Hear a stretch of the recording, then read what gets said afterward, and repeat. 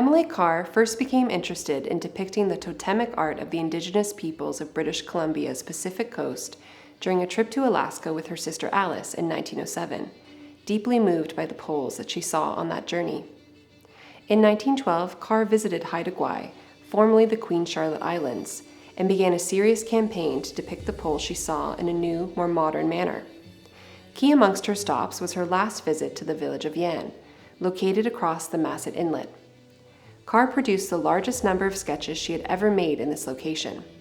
This canvas from 1912 is an excellent composition with vibrant color and active brushwork. As Gerda Murray suggests, Yan may have been completed on-site rather than in the studio.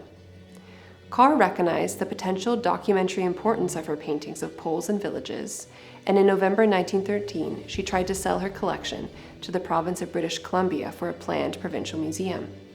However, the tension between the documentary and pictorial in her paintings and the onset of an economic recession resulted in the rejection of the proposed purchase. Carr left Vancouver and moved back to Victoria. Over the next 14 years, she rented apartments, ran a boarding house, and made pottery.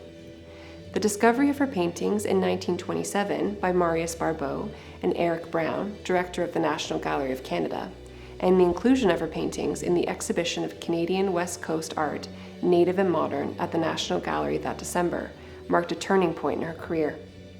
In 1928, Carr returned to northern British Columbia to paint and re-examined her work from 1912.